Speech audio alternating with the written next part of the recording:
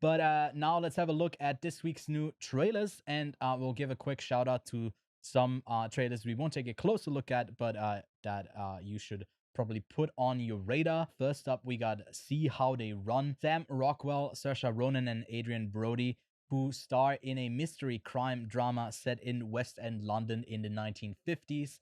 As they get caught up in a whodunit murder story that releases in September this year. Then we got the Rebecca Hall-led horror thriller Resurrection that premiered earlier this year at Sundance, and it's getting a release on July 29th on Shudder.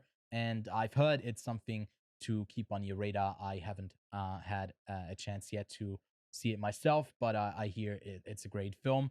And then finally, Clerks is getting the trilogy treatment and its third installment, again directed by Kevin Smith. I personally just kind of land outside the Clerks generation. I never grew up with it. I've never seen one of the Clerks film. Lachlan, I think you also didn't see that, but that's coming out on September 13th this year. So go give that a watch. All the mentioned trailers and the trailers coming up are linked below in the description and the show notes as well. Let's talk about Blonde, the new Netflix film starring Ana de Armas, the Marilyn Monroe biopic coming to Netflix on September 23rd. That's directed by Andrew Dominik, the director of Killing Them Softly and The Assassination of Jesse James by the Coward Robert Ford. So thoughts on the film, Lachlan? What was your impression? Do you think this is going to be a big film, awards contender maybe, or is it just going to be something totally different? I think that it could possibly be a Oscar worthy contender in the sense that best actress for Ana de Armas, depending on how the performance goes as Marilyn Monroe. I'm not going to say that I am a fanboy of Andrew Dominik, but look, his filmography is decently solid, and I do think that stylistic choices, he can make some pretty good ones in terms of Black and how white. a film is going to look and feel. Black and white, baby. Yeah. And Ana de Armas has definitely proven herself recently, and I guess her whole career, to be very talented, and she has a decent amount of range to go from quite emotional to quite strong. So, and that's going to be interesting because this is obviously going to be most likely a psychological look at Marilyn Monroe, and I know it's based off a novel, and I have not read that novel, and from reading what it's about, I believe it is again about the real side of Marilyn Monroe. So I am very, I wouldn't even say that I'm excited. I wouldn't say that I'm keen to see it, but it's not a film that I would go out there and watch if I was just picking my movie that I watch every month. Like, I'm going to go to the cinema, I'm going to go see that, or flicking around Netflix. I don't think it's something that would attract me, but if I click on it one night when it comes out and in the first 30 minutes it hooks me, then I'm probably going to be on the entire ride. If it doesn't hook me within 30 minutes, I don't think I'll watch it. I'm kind of reluctant to say that I'm like even anticipating this, because the impression I got from the trailer is like, well, it's not gonna go that deep. It feels like we're just going through the motions of like, oh yeah, we're kind of familiar with this person. She does this and that. Just gonna reference it. But I'll be pleasantly surprised if there's actually some depth to it. But yeah. You know, I would have said the same thing if it wasn't for the last shot where she is almost crying, and to the point that she puts on a fake smile. To me, that totally shows that it's going to be a psychological look at her life from a more serious standpoint. And look, and the reason I said if it doesn't hook me in 30 minutes, it's literally going to be the performance or not. If Ana de Armas can't hook me, similar to I guess how Rami Malek didn't fully hook me in Bohemian Rhapsody, then I probably want to watch the whole thing. Okay, I said I wouldn't probably watch it after the first 30 minutes if it doesn't hook me, but it's slowly but surely creeping up in the back of my mind that I kind of want to watch it. And when is it coming out? It is coming out on September 23rd. Yeah. No, I think it is kind of the trademark for biopics, especially these music biopics, that the standout can sometimes be the narrative overall, but it's usually the performance that really either makes or breaks the film, or makes it, for me at least, like, acceptable to sit through, because I'm engaged with the performance, when the other thing is like usually pretty like streamlined and kind of similar. I'm always down to be surprised, especially if we get a hint of like stylization that goes further than just like this is a whole life and we got to go through it step by step. So yeah, we'll give that a watch. Sorry, last Yeah, comment. yeah, no, go. If it's very similar to like Spencer, Mm-hmm. I'll be happy with that. I'll be That very would be happy with that. that would be amazing, and I think Anna de Armas definitely has that Kristen Stewart quality type of performance in her for sure.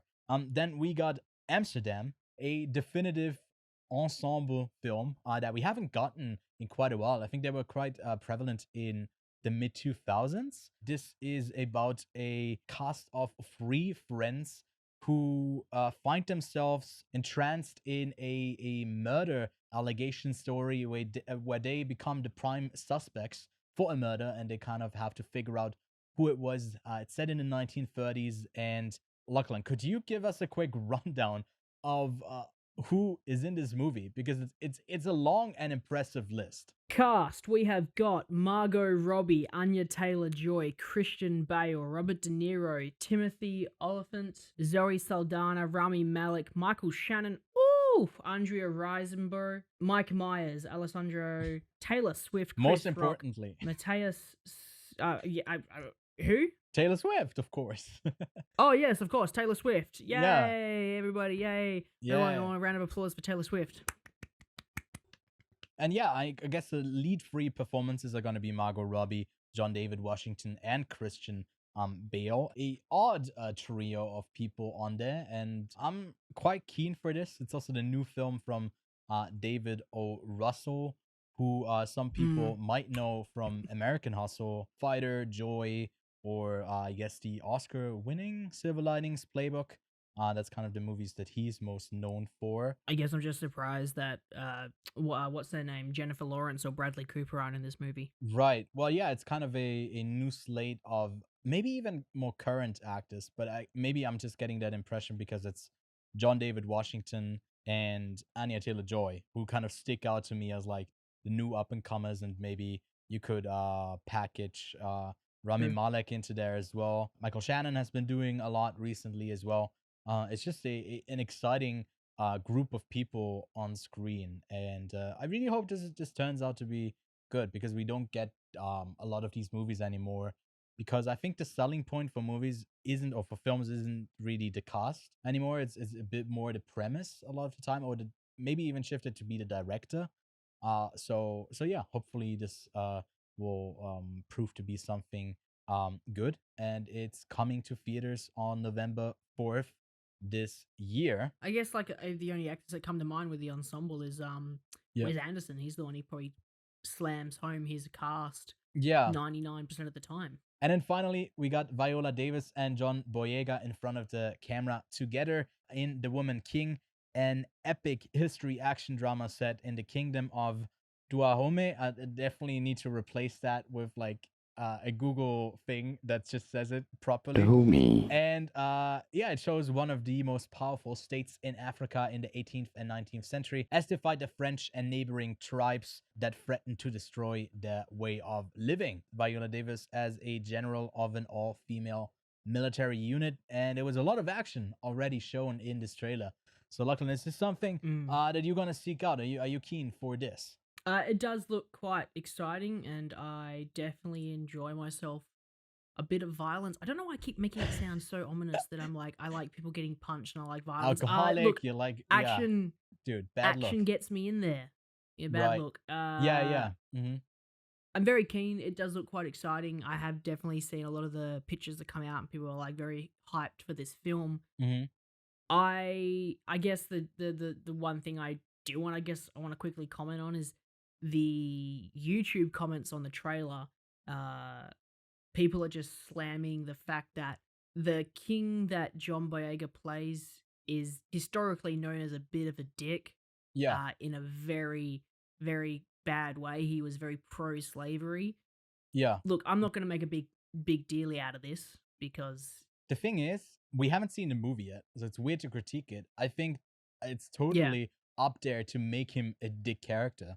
And just because he's on screen doesn't mean we are idealizing this person.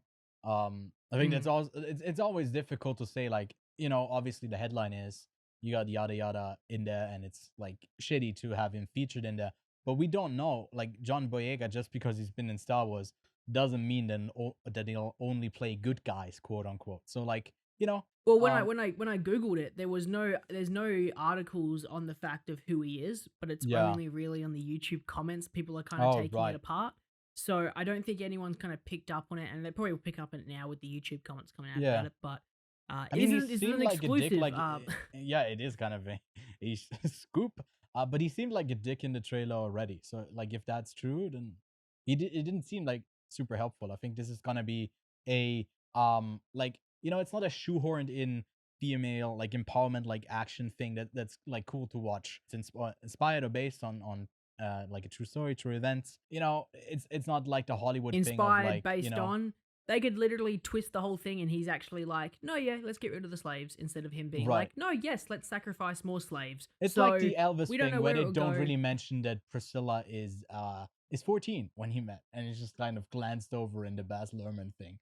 It's like, it Yeah. rubs me the wrong way. I hope that's not the case, because like that's one of the like more controversial things coming out of Elvis. But yeah, hopefully they'll do the proper stuff. I don't know. I'd have to read up on it more than just YouTube comments, I guess. We'll probably do that before we review the film. And The Woman King is set to come out on September 16th this year.